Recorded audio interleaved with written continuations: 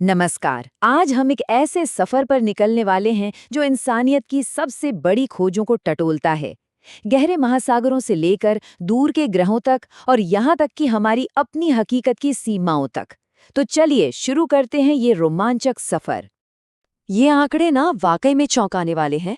जरा देखिए, एक तरफ तो हमने 93 अरब प्रकाश वर्ष तक फैले इस विशाल ब्रह्मांड का नक्शा बना लिया है, और दूसरी तरफ हमारे अपने घर इसी धरती के महासागरों का हम सिर्फ 5% हिस्सा ही देख पाए हैं।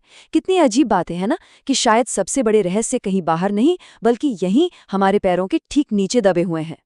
तो सवाल ये उठता है कि ज्ञान की वो आखिरी सरहदें, वो फाइनल फ्रंटियर्स आखिर हैं कहाँ? हमारा आज का ये सफर हमें 3 अलग-अलग दिशाओं में ले जाएगा। नीचे गहराइयों में, ऊपर सितारों के पार और हमारे चारों ओर की हकीकत में। तो चलिए सबसे पहले गोता लगाते हैं नीचे की तरफ, उस 95% अनजानी दुनिया में जो हमारे महासागरों की गहराइयों में आज भी एक पहेली बनी हुई है। 332 मीटर, ये स्कूबा डाइविंग का वर्ल्ड रिकॉर्ड है। सोचिए, इस गहराई पर पानी का दबाव इतना जबरदस्त होता है कि वो इंसान के शरीर को उसकी आखिरी हद तक परखता है।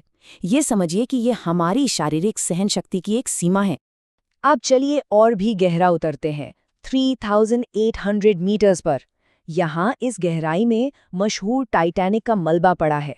ये एक ऐसी दुनिया है जहाँ सूरज की एक भी किरण कभी नहीं पहुँचती।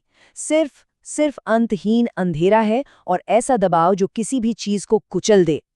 और अब हम 8,848 मीटर की गहराई को भी पार कर चुके हैं। पता है ये कितना है? ये दुनिया के सबसे ऊंचे पहाड़ माउंट एवरेस्ट की कुल ऊंचाई से भी ज्यादा गहरा है। मतलब अगर एवरेस्ट को उल्टा करके यहाँ रख दें तो भी उसकी चोटी पानी के नीचे होगी। इस पैमाने की कल्पना करना भी सच में बहुत मुश्किल है। और फिर हम पहुंचते हैं 11,000 मीटर की गहराई पर। यह है चैलेंजर डीप, हमारी धरती का सबसे गहरा, सबसे निचला पॉइंट। जरा सोचिए इस बात को, चांद पर आज तक 12 लोग कदम रख चुके हैं, पर यहाँ हमारी अपनी धरती के इस हिस्से में गिने चुने लोग ही पहुंच पाए हैं। यहाँ एक बहुत ही दिलचस्प किस्सा है। इसी तरह की गहराइयों में एक बार एक रिसर्च सबमरीन पर किसी बहुत ही विशाल जीव ने हमला कर दिया था। जब उस सबमरीन को सतह पर वापस लाया गया तो उसकी बॉडी पर जो निशान मिले वो प्रागैतिहासिक मेगालोडॉन शार्क के दांतों से मेल खाते थे। ये सोचकर ही रोंगटे खड़े हो जाते हैं। सवाल ये है कि इस काली अंधेरी दुनिया में आज भी कौन से अनजाने दैत्य छुपे हो सकते हैं। तो जैसे हम पृथ्वी के अंदर अनजाने जीवन को खोज रहे हैं ना, ठीक वैसे ही अब हम अपनी नजरें ऊपर सितारों की ओर घुमा रहे हैं। हम ब्रह्मांड में जीवन की दूसरी संभावनाएं तलाश रहे हैं। और यहाँ एक बहुत बड़ा सवाल है, क्या कोई ऐसा ग्रह हो सकता है जो हमारे अपने घर पृथ्वी से भी बेहतर हो? वैज्ञानिक एक खास तरह के ग्रहों की तलाश में हैं जिन्हें वो सुपर हैबिटेबल प्लैनेट्स कहते हैं। ये एक्सोप्लैनेट है, मतलब हमारे सौर मंडल के बाहर मौजूद ग्रह, जहां पर जीवन के पनपने के लिए शायद पृथ्वी से भी बेहतर, ज्यादा अच्छे हालात हो सकते हैं। तो आखिर क्या चीज किसी ग्रह को सुपर हैबिटेबल बनाती है? अच्छा, कुछ चीजें हैं। पहली, उसे एक शांत और स्थिर तारे का चक्कर लगाना चाहिए, जैसे कि एक रेड ड्वार्फ जो हमारे सूरज से छोटा है पर अरबों साल ज्यादा जीता है। दूसरी, वो पृथ्वी से थोड़ा बड़ा होना चाहिए ताकि रहने के लिए ज्यादा जगह हो, ज्यादा वजनदार भी हो ताकि उसका वायुमंडल घना हो और खतरनाक रेडिएशन से बचा सके। और हाँ, पृथ्वी से थोड़ा गर्म और थोड़ा नम हो। समझिए, एक तरह का ट्रॉपिकल पैराडाइज। और ऐसा नहीं है कि ये सिर्फ कल्पना है। इसका एक असली उदाहरण है ट्रैपिस्ट-1 सिस्टम, जो हमसे करीब 40 प्रकाश वर्ष दूर है। इस एक तारे के चारों ओर पृथ्वी के साइज के 7 ग्रह हैं। कमाल है ना? और उनमें से 3 तो गोल्डीलॉक्स जोन में हैं। मतलब वो अपने तारे से न तो बहुत ज्यादा दूर हैं न बहुत पास, बिल्कुल सही जगह पर जहां पानी तरल अवस्था में रह सकता है। और इनमें से एक ट्रैपिस्ट-1e, उसे तो जीवन के लिए आज की सबसे बड़ी उम्मीदों में से एक माना जा रहा है। अच्छा, जरा सोचिए, अगर सिर्फ हमारे ब्रह्मांड में ही खरबों ग्रह हैं तो क्या ये सोचना पागलपन है कि शायद और भी ब्रह्मांड मौजूद हों?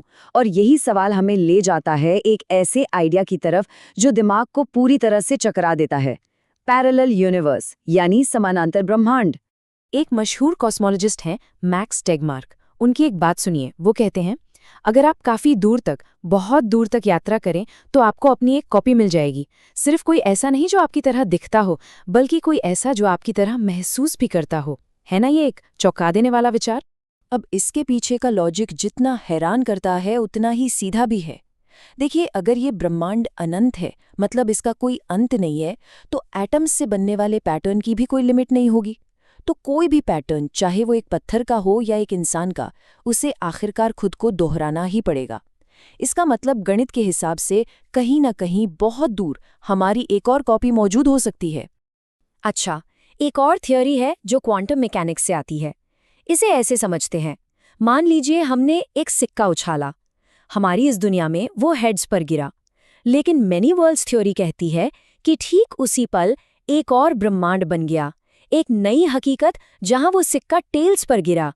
मतलब हर संभावना, हर नतीजा अपनी एक अलग दुनिया, एक अलग हकीकत बना लेता है। और सुनिए, ये सिर्फ किताबी बातें नहीं हैं। हाल ही में एक एक्सपेरिमेंट हुआ जिसमें वैज्ञानिकों ने एक बहुत छोटी सी ड्रम हेड जैसी दिखने वाली चीज को एक ही समय में हिलते हुए और स्थिर दोनों हालतों में देखा। ये पहली बार था जब हमारी आंखों से दिखने वाली कोई चीज क्वांटम फिजिक्स के अजीब नियमों को मानती हुई दिखी। ये इस बात का इशारा हो सकता है कि ये जो अजीब दुनिया है ना, वो शायद हमारी सोच से कहीं ज्यादा असली है।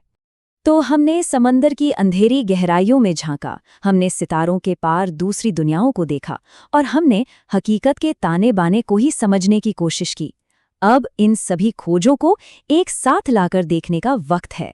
बात चाहे नीचे उस अंधी खाई में देखने की हो, या बाहर चमकते सितारों की ओर झांकने की, या फिर अपनी ही हकीकत की अलग अलग परतों को टटोलने की, खोज एक ही है। ये खोज हमारी उस गहरी, उस बुनियादी इच्छा का प्रतीक है जो हमें हमेशा अज्ञात को जानने के लिए उकसाती है, इस विशाल ब्रह्मांड में अपनी जगह को समझने के लिए प्रेरित करती है।